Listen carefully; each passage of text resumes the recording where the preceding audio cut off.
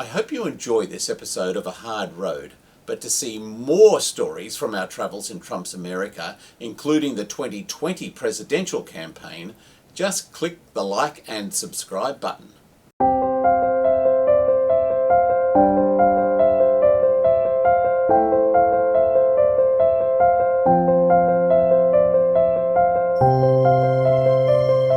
Our next port of call was Charleston, South Carolina, undoubtedly one of the most beautiful and historically significant cities in the United States. Until 1808, Charleston was the gateway to America for tens of thousands of African slaves. In fact, at the outbreak of the Civil War, there were 4 slaves in this state for every 3 white people. It was here in 1861 that the American Civil War began, when Confederate troops opened fire on Fort Sumter, the Union garrison in Charleston Harbor. 4 years later, 600,000 Americans lay dead, and the South had been transformed forever. Or had it? For the next week, we travelled the highways and byways of South Carolina, where we met a wide range of locals and asked them just how much has the South really changed, and how has the Trump presidency affected race relations in the United States. Herb Fraser is a South Carolinian historian who has co-authored a book on the 2015 massacre of worshippers at the Mother Emanuel Church in Charleston. He took us on a guided tour of the Magnolia Plantation, which was established in 1676 and is one of America's oldest former slave plantations. I sat down with him to discuss his personal experience of racism while growing up in the South and the impact of the Trump presidency on African Americans. As a young kid, though, growing up in Charleston, you're seeing racism played out at a level. There were hints and echoes of it. Yeah. Keep in mind, when I was a kid, it was still there. I remember vividly that there were 2 sets of water fountains in the Sears. There were 2 sets, 2 each, 4, and 2 men, women on each side, bathrooms. I went to a all black school. Mm-hmm. I went to the beach and there were no white people there. And I asked Daddy one time, I said, why don't the white people come to the beach? They'd have a good time. Mm-hmm. I don't know if he explained to me, son, white people and black people don't go to the same beaches. Do you think he protected you a bit from that? I think he did, because it wasn't, when I was a kid, real small, he didn't talk about the dangers of going in the wrong place by yourself, or doing the wrong thing, or going to the wrong water fountain, or leaving the upstairs balcony at the Gloria Theater and sitting down on the floor level. He didn't talk about that. Right. Now, yeah, after all this, you have a president, though, who shouts out at his rallies, yeah, and appeals to racism. Yeah. Am I right in saying that? How does that sit with the spirit of the people that forgave the shooter at the Emanuel Church? I would not think it would sit well. I mean, certainly it runs counter to everything that we want, we strive for, we hope for, we work for. But you have to remember, Trump didn't bring this on America. It was already there. He just, it's the Pandora's box effect. He just takes the lid off, maybe cracks it a bit, and it comes out. Colleton County is an hour west of Charleston. On the drive there, Andy outlined its unique history. In Colleton County, where we're driving through now, in 1860, African Americans were a larger percentage of the population than the white population. This is the quintessential ground zero of the plantation culture. You can still see today vestiges of that culture with the kind of paternalistic society, with whites being more in control than African Americans. We stopped in Walterboro and met with Tony Roan.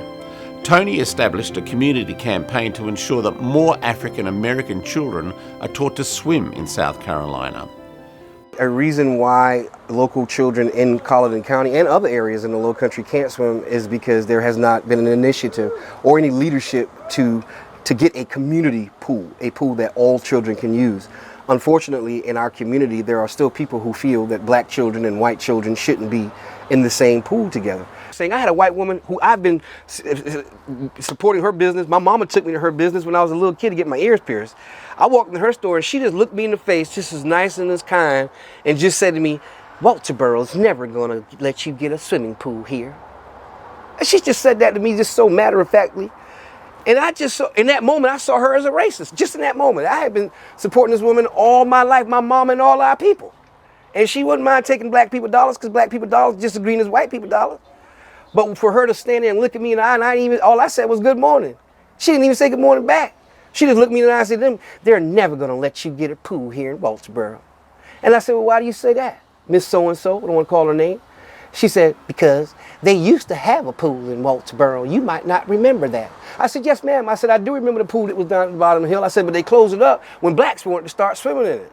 She didn't say anything about that. On the face of things, Walterboro is a great little community to live in, and I'm not saying that it's not. But I am saying that there is still a lot of racial undertones. There are still invisible lines drawn where black people just don't go and white people don't venture very much.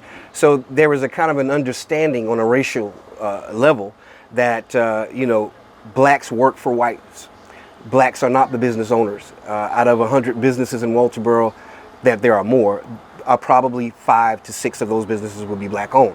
So when you have an industry, a business industry that is dominated by one race that has been in power for almost 300 years, it is already an established system of how things are. And so this being one of the largest holders, Colleton County being the largest holder of slaves at one point in American history, we still have descendants of those slaves and descendants of those slave masters, and the mentality is still there.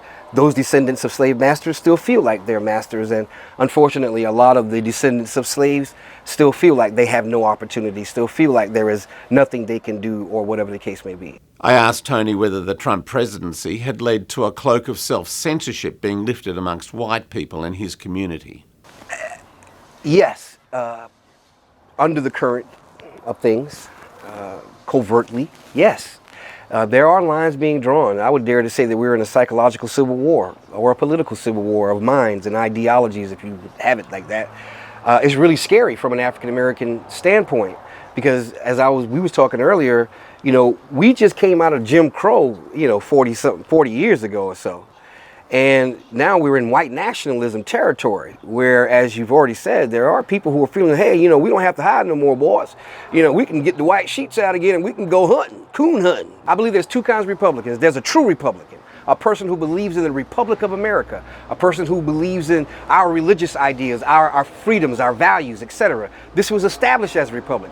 So that's one kind of Republican. The other kind of Republican is a Trump Republican, someone who feels that white people are superior and that this is their country and that everyone is here to serve them and that only their race is important. And that's what I feel, that's what I'm seeing Trump supporters show themselves to be. I'm not saying all of them, but I'm saying for a large part, a lot of those people seem to be, those guys who wear those sheets. And when I'm looking at the President of the United States, who's been accused of this and that, but he's a white guy, so he can't do nothing wrong, and a black guy who, if he would have stepped wrong, would have been impeached.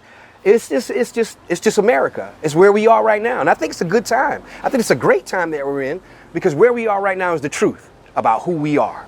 From the time the Civil War ended until just after World War II, we were in the period of Jim Crow for a lot of that. And what that means is that it was the same plantation system. There just wasn't slavery. There was economic slavery, not physical, actual slavery. And so there was a lot of poverty amongst blacks, amongst whites. There was still kind of this plantation culture that was here, so that there was an upper crust white governing majority in a lot of ways. South of Charleston is the town of Beaufort. Here we met Republican State Senator Tom Davis. Like others we spoke to, Davis believes that America is going through one of the most divided periods in its history. I love American history, and one of the periods that I've learned a lot about and focused on is right after the Declaration of Independence and the ratification of our federal Constitution in 1789, and the rise of political parties, with Alexander Hamilton, being on the Federalist side, and individuals like James Madison and Thomas Jefferson on the Democratic Republican side, they were called back then. And there was a lot of controversy between them, a lot of vicious attacks and duels, and so it's not new. What we're experiencing right now in terms of people having deeply felt beliefs and looking at the other side as being a foe to be vanquished, that isn't new in American history. But having said that, I think that there is a level to it now that didn't exist, 250 years ago, however long ago that was. I think there is a more visceral opposition that's being felt right now. But do you think President Trump has got some answering to do in that regard? Because he does spend a lot of time getting his base very excited at those rallies and his tweeting. They tend to be very passionate and quite tough. Look, this slogan, "Make America Great Again," that taps into something very primal in the American voter. And primal in the American psyche and DNA. There was something, being raised in the 60s and 70s in the United States. It was instilled in you and a part of you that you were an American and that the United States had a unique role in this world, and that our federal Constitution was a work of genius, devised by men who were divinely inspired. I mean, that is deep in our DNA. And I think that the success of Donald Trump has been this reflexive feeling that somehow we're losing that somehow, America is just being, portrayed as brand X out there in terms of being a country, and that we don't have that unique status anymore.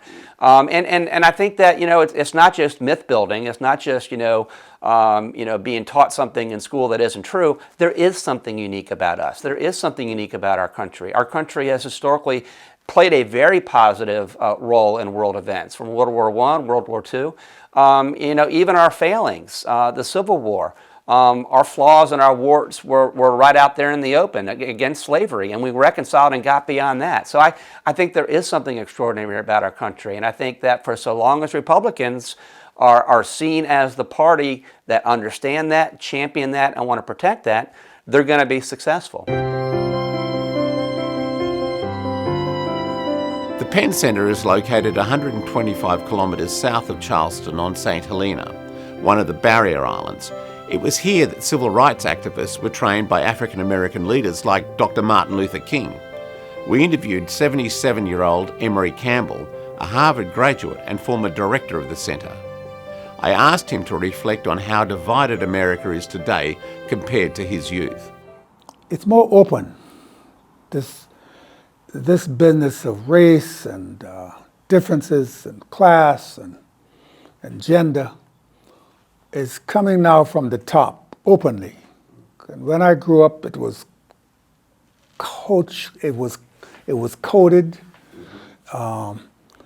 Politicians, it seemed like our elected officials were more polite about how they said it, and now it's naked.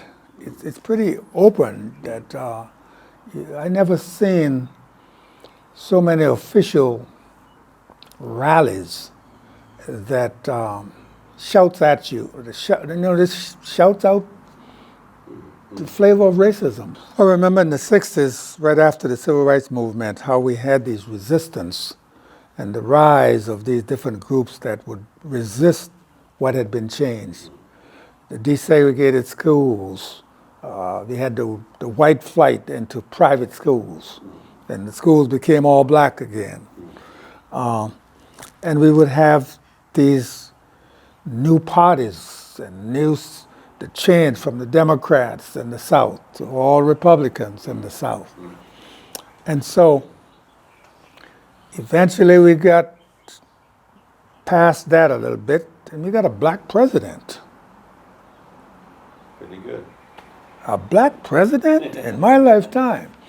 And so we knew there was going to be some reaction to that. And even during the time of the presidency, you had all these code words. We had the rise and and the gun laws being relaxed, and tea parties came about, and so we knew that was a reaction.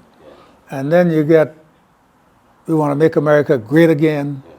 That was meaning that, we're going to go back. We want to go back to the good old days, which means those were the days that, were my most terrible days in my life, where I couldn't go into a lunch counter and eat as I pleased. I couldn't go into a movie, and I couldn't go to the white school. We had 2 buses.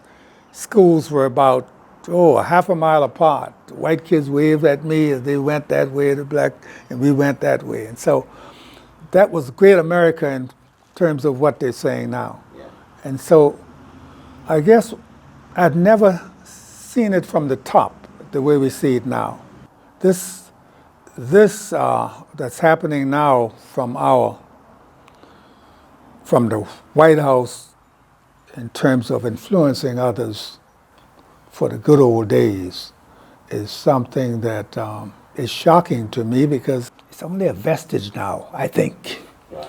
I think we have turned the corner on the large impact of racism. Yeah. But most of us are so much aware of what we had done to defeat racism that we're surprised that it has raised its ugly head again, or it's trying to. Well, like diseases. That's right. That's right. It's like diseases. Smallpox came back, and tuberculosis came back, and we have had to knock them down again. You just got to keep fighting them. It's got to keep knocking them down. Wow. And I think we've got the vaccines. I think you do too. Yeah. We met with a group of young voters in a noisy bar on Bowen Island. I asked them whether the Trump presidency was leading to a sense of hopelessness amongst them and their friends. I feel like there's been a major loss of empathy in the past 2 years. Like Tamika was saying, Mika was saying that, we've had these rises and falls politically throughout our history. I don't think we are at the worst place in our history. Yeah. I think that we have to fight to continue moving forward, always, and I feel like that fight, we've backslid a little bit, as far as, women's rights and empathy and the environment. It feels like we're taking a hit, but I still don't want to lose hope, and I hate the sense of hopelessness that I get from a lot of people. I don't really feel hopeless, because personally, for the 8 years under Obama, and I was 18 when he was elected, so basically my whole life, I didn't feel that much pressure to engage because I trusted what was going on at the top, even though a lot of things were going on up there that I disagreed with. But it was good enough that I didn't feel like I needed to get active. And so while what's happened in the last 2 or 3 years is terrible and very scary, I think I've seen more engagement among my peers in the last 2 years than I had in the rest of my life. I remember right before President Obama came in, 2007. To me, that was bad times. People lost all their homes, economics. Everything focuses on economics. Now, people are buying homes, purchasing their jobs, they're moving, they have families. We're more oriented to ride bikes in neighborhood communities are spreading in some ways. So I think socially, maybe, or politically, maybe it's in rough times, but we've seen this before. So we have to use that to say, okay, let's do what we need to do to get back to where we were as people collectively, and then moving forward, teach our younger folks that are under us, this is what you got to do, and you got to make sure that you're not staying complacent with it. I think the best thing that's come out of Trump is that I think we've for a lot of people who were not already actively experiencing oppression, shone a light on what was happening to, the rest of the country. You're a person of color in the South. This is not new. So for a lot of white women, especially who I've heard from personally, I tell them, welcome, have a seat. Okay, you don't have access to health care. You don't have access to, to other things. this is something that people have been dealing with for a while. And I'm not even poor. I didn't grow up in the project. I grew up in a two-parent home with parents with great jobs, but still we faced, hardships. So I think that hopelessness is something that perhaps privileged folks, and I don't want to speak for anyone else, but I think that that's just something that a lot of people of privilege are starting to feel. There's going to be a lot of repercussions for a long time to come from Trump's presidency. And so is it a good thing? I don't know. I don't think you can ever call it a good thing as far as like... It is a good thing that people are being exposed to. It's a great thing that people are being, active, engaged. Republican State Representative Nancy Mace agrees that the left has been energised by the election of Donald Trump, but views their response in a negative light. What I'm seeing right now, going into the midterm, 17 days out from my re-election, at least in the Charleston area where my pocket of constituents and voters are, is that Republicans are extremely motivated to get out and vote. They don't like what they're seeing right now from Democrats, which is very hateful rhetoric. It's vitriolic, it's negative, it's nasty, it's personal. My belief is that he is who he is, and he's true to himself. He does wear his heart on his sleeve, and I think that's why sometimes you see in social media, he just puts it out there, how he's feeling, what he's thinking, because I believe it's his attempt to be transparent with people, and people appreciate that. The idea of the traditional politician who dresses the part and has the perfect family with the perfect record and the perfect lifestyle is in the past. That is not what works anymore. What works today is someone who's going to tell it like it is. This politically correct stuff is for crap. He tells it the way it is. He says what he wants. I love his Twitter feed. His Twitter account is like genius. I mean, that hundreds of thousands of people respond to that. It's insane. All of it's just like unprecedented and insane. Half the time I don't even know what to think. I see he is so outrageous as a human being. And, it's not, the ends don't justify the means are important. How one does something is important. Seems to be the only type of people he's capable of connecting with are authoritarian dictators. Well, personally, he's a bit caustic sometimes, and he rubs people the wrong way. However, if you can look past the superficial and what he says to look at what he does, I think the country is doing quite well under his tutelage. He's taken a very sort of authoritarian swipe at, the office, and he's kind of, instigated all sorts of very negative and divisive remarks about, people who have criticized him. Sometimes I think he gets a little hot-headed and outspoken a little, but I think in the end he, has some good things he's trying to get done. It scares me for my girl's future, the misogyny, all the talk that happens, the attack on the news media, which is what my wife does. I'm scared for my children and their future. He reminds me, this is going to sound crazy, like a 2-year-old. He just says whatever's in him and comes out with it. But I really believe he's backed up in most everything he said. I'm proud to say that we've got a person that is not political, but they're serious about getting the job done. He doesn't back up, he goes forward. There's no backing up with him. The next episode takes us to Minnesota, a state at the epicenter of the trade war with China. And our road trip continues across the Midwest through Iowa to Indiana, the home state of Vice President Mike Pence.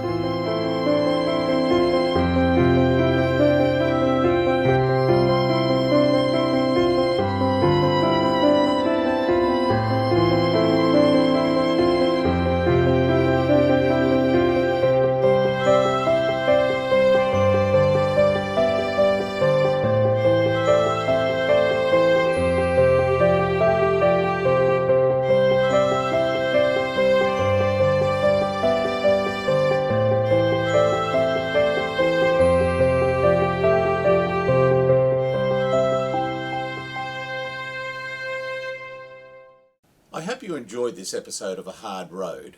To see more stories from our travels in Trump's America, including the 2020 presidential campaign, just click the like and subscribe button.